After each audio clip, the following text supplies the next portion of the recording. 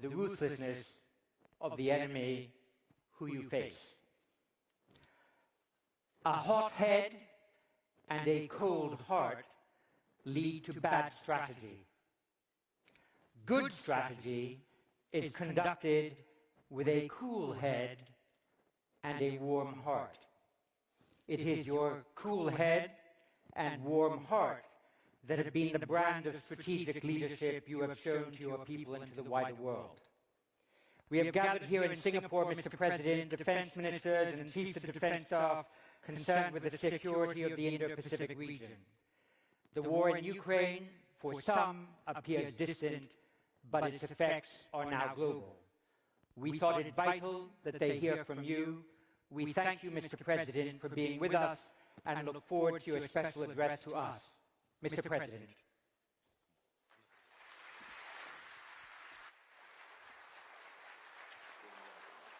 Thank you very much indeed.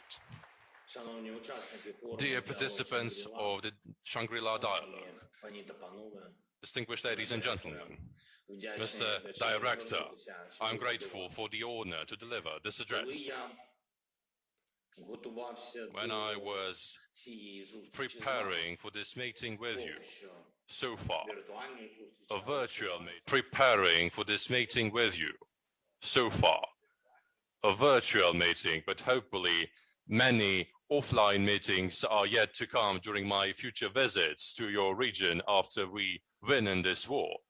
So, when I was preparing to this meeting, I was told about one girl.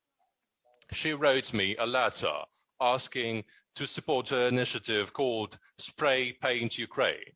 This is the initiative aimed at helping Ukraine. She created this image, NFT picture, and presented me with this shirt for me to wear it, thus helping everyone to discover her initiative.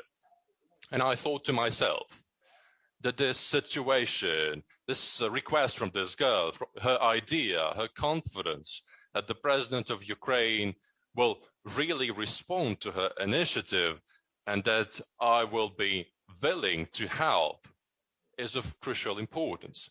And I'm wearing this shirt today. And this can be helpful in explaining why Ukraine has garnered so much support worldwide and why we are definitely going to prevail in this war which Russia has started. Can you imagine, for instance, the president of Russia responding to such an initiative? Would he respond to this initiative? Would he just read the letter coming from the embassy in Singapore proposing to support the idea of a girl whom he doesn't know? Would he wear the shirt? I think that this is impossible.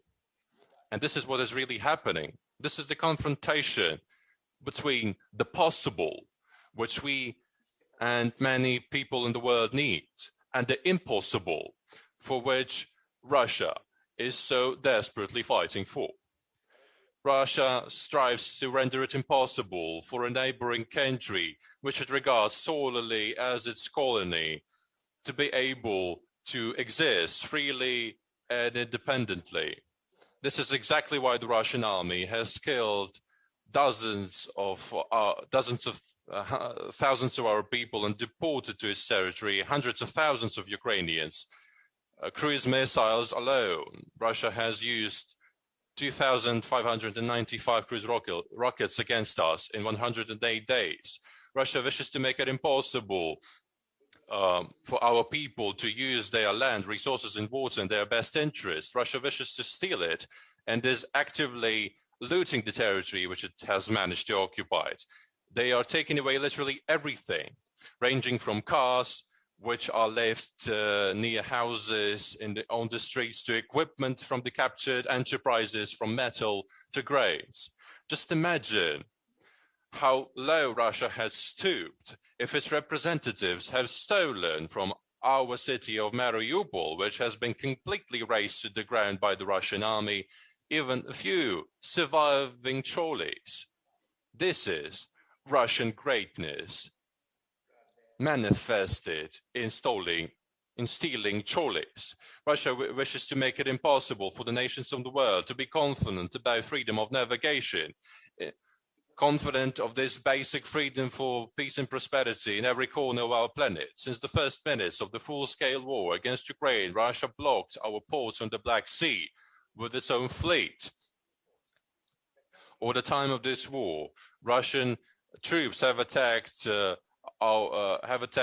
peaceful merchant vessels and directed their missiles against our port infrastructure. The Black Sea today is the most perilous sea in the world, and the responsibility for it rests squarely with Russia, although as early as 23rd of February this year, on the eve of this war, a free and unimpeded and safe navigation was possible in the Black Sea.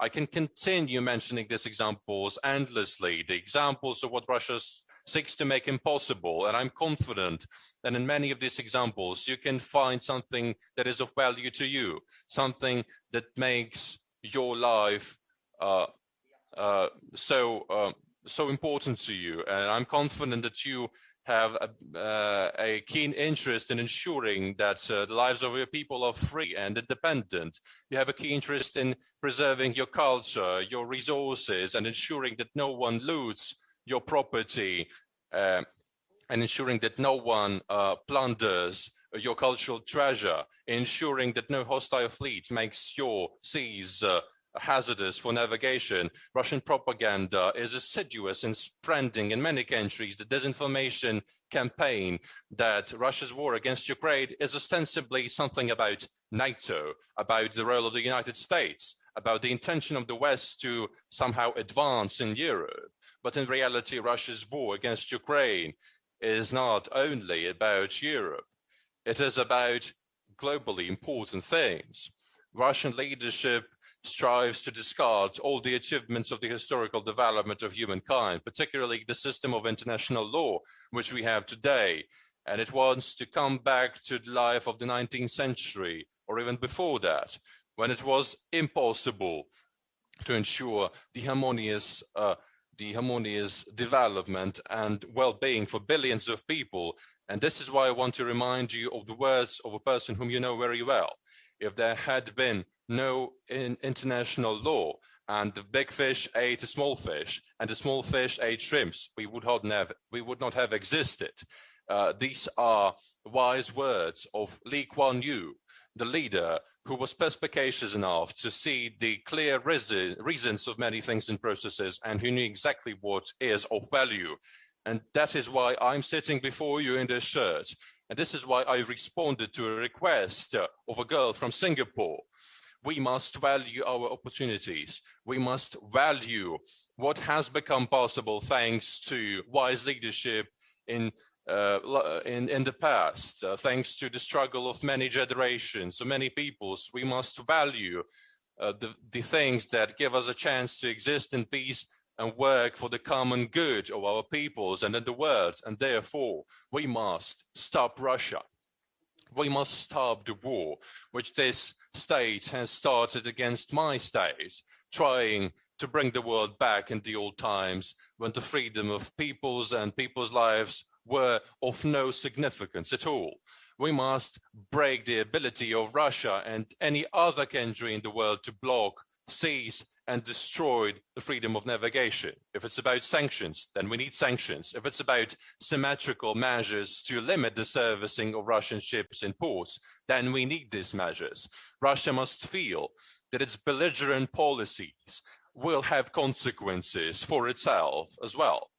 And if there are no such consequences, and if due to Russian blockade we are unable to export our foodstuffs, which is so sorely missing in global markets, the world will face an acute and severe food crisis and famine in many countries of Asia and Africa.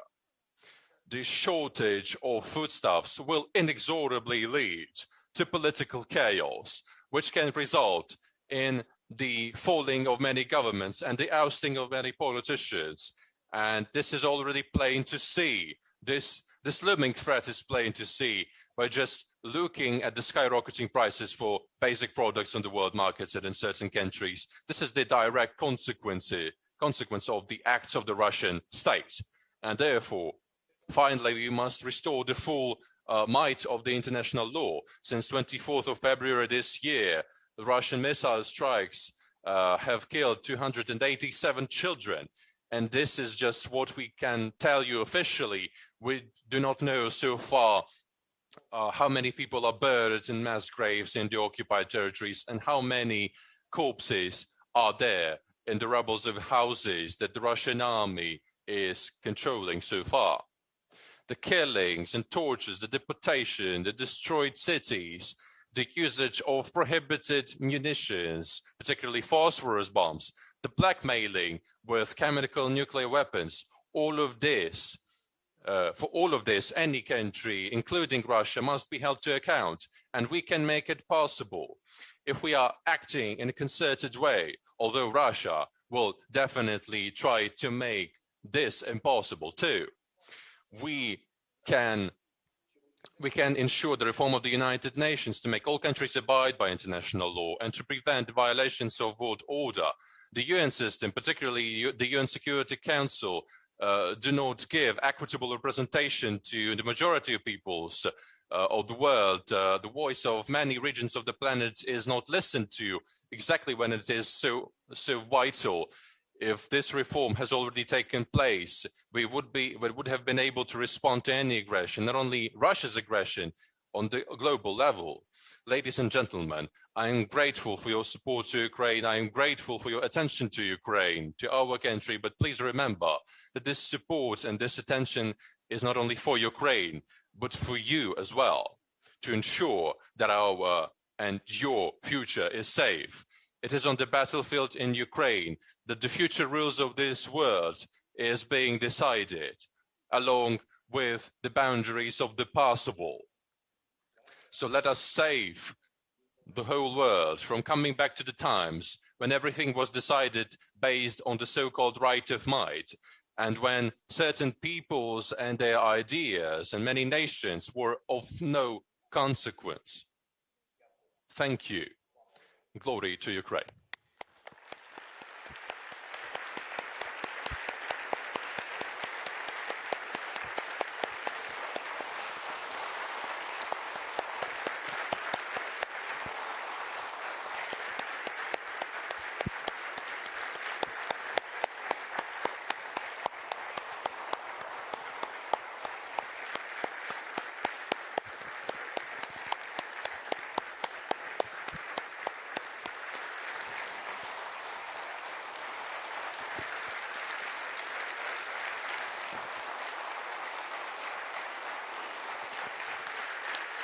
Thank you very much indeed. Mr. President, thank you very much. You've been kind enough to give us a few more moments for questions and answers. I have 4 or 5 people who wish to ask a question. Just before you appeared on our screens, I was telling all the people in this audience, 575 delegates from 40 countries, that one of the things that the IISS values is the nurturing of young talent. And just 2 weeks ago, we hired in our IISS Europe office a Ukrainian national, an expert on economic sanctions and strategy. So I think it's right that she asked the first question, Maria Shagina. Thank you, Dr. Chapman. Пане президенте, як проста дівчина з Кривого Рогу, хочу дуже щиро вам подякувати за вашу незламність у протистоянні російської агресії та стійкість у підтриманні міжнародних правил та норм. Це головна тема тут на конференції. Mr. President, as a simple girl from your hometown, Kryvyi Rih, I would like to thank you for the ongoing fight against the Russian aggression in Ukraine and your clear determination in upholding international rights and norms. This is the key theme of the Shangri-La dialogue. My question goes to the topic you mentioned earlier, is the issue of global food security. As we know, the situation is getting more urgent, more dire by the day, and negotiations to solve the issue humanitarian crisis that will have wide ramifications for the global south hasn't been successful so far, including the recent negotiations with Turkey. So from the Ukrainian perspective, from your point of view, what would be the best strategy of global scale response to the humanitarian situation, and what security guarantees would Ukraine welcome? Thank you.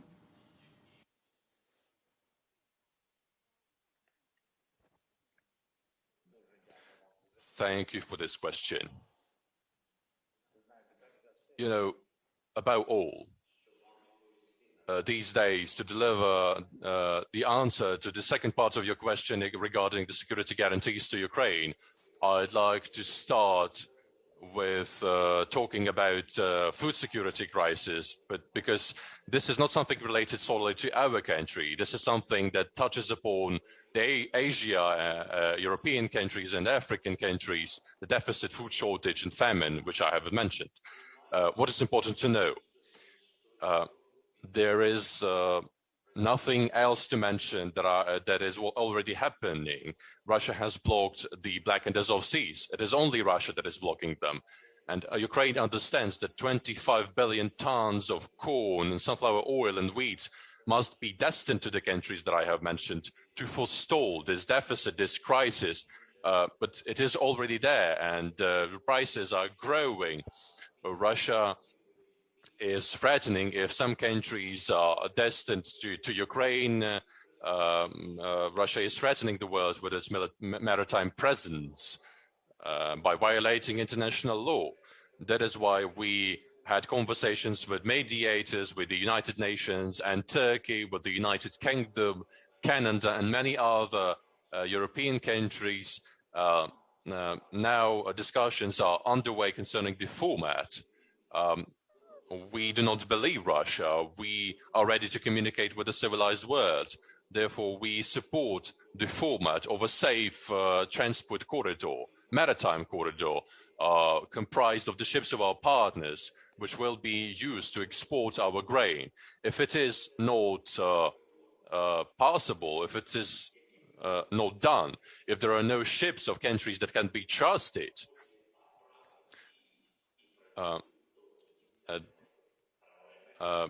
so the situation will remain unchanged. In parallel, we understand the risks and the threats. Therefore, we are developing ties with the Baltic Sea countries and Poland. We are discussing formats of railway transportation. We are already doing it. We are already exporting more than 2 million tons per month. But this is not enough. This is not sufficient, because via sea, we can export 10 million tons of grain. Therefore, we are pursuing this format. But everyone present here and my fellow countrymen, it was so pleasant to hear you. All of you have to know that Russia is doing just the same, along the same scheme. They are like using the guidance, like a manual, what they did last year concerning the energy situation. The first day blocked the supply of energy to make the prices skyrocket. And they are doing the same in the food security situation to show the world that Russia is ostensibly a savior that can save the world from this situation.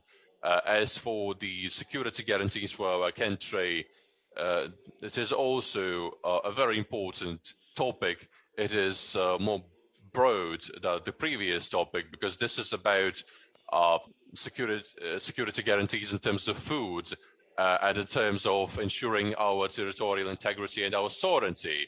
Right now, the document is being developed together with our partners, the G7 states and other countries that are supporting us. It will set out the details to make sure that our people are not afraid of living in Ukraine, and to ensure that we are able to build a progressive system of security for our state. And I'm confident that this system will be there to be used as an experience, as a model for other countries. Thank you very much. And from the United States, Josh Rogan. Thank you, Mr. President. Last night, Japanese Prime Minister Kishida said, quote, "Ukraine today could be East Asia tomorrow." He was referring, of course, to China's campaign of economic and military coercion vis-a-vis Taiwan. This campaign is in the Russian mold. How do you recommend that Taiwan stand strong as China seeks to impose its control over our free people by force if necessary? Thank you.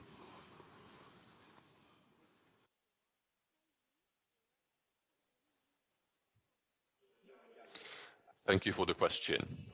I think that today's example of Ukraine is the example for the whole world.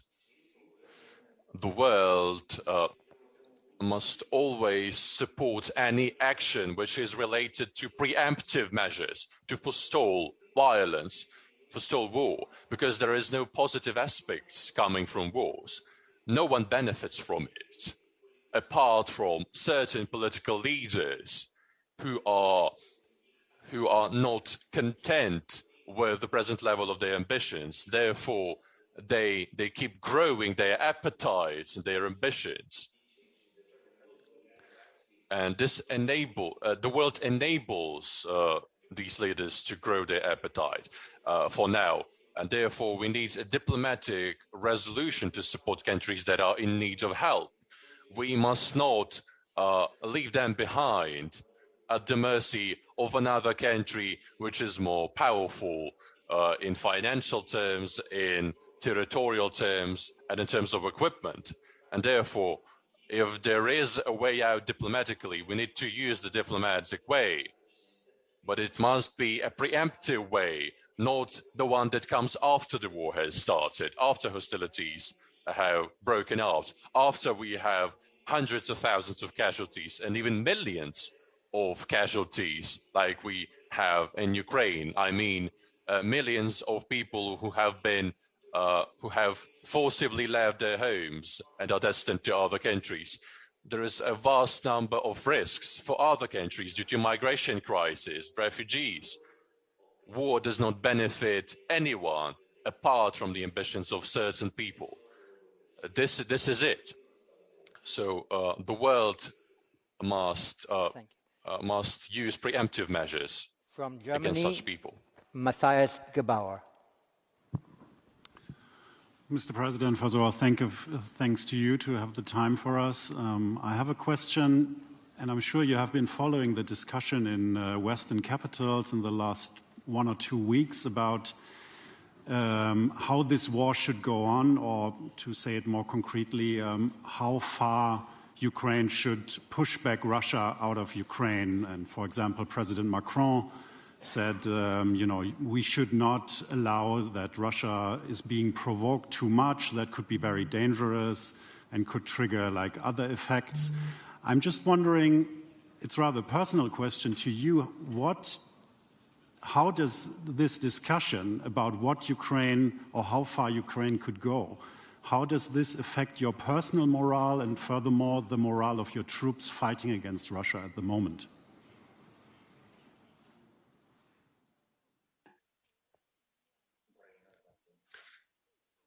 Ukraine is in its own soil. Coming too far for Ukraine would mean to go to Russia's territory, and this is not what we are willing to do. We do not want to do it. We are not doing it.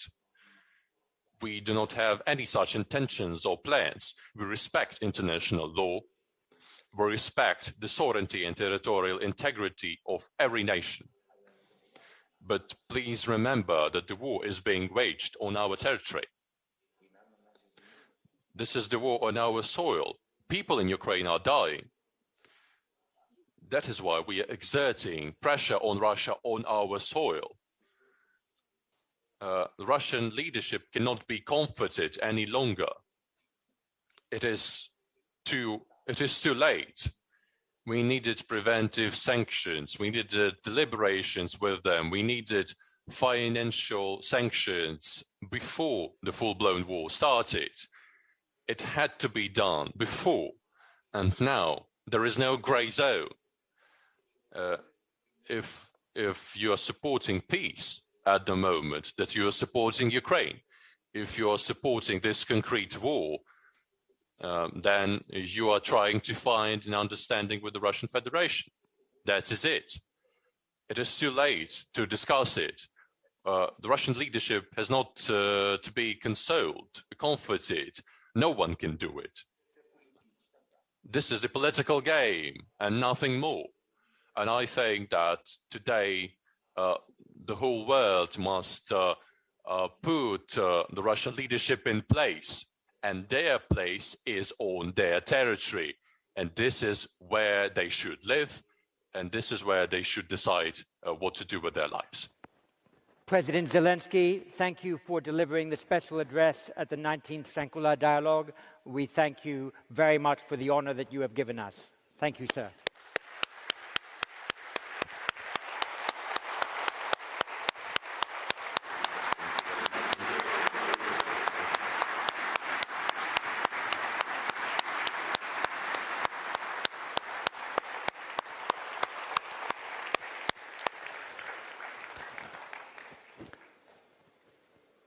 Thank you very much. In 27 minutes, you can attend special sessions at the IISS Shangri-La Dialogue.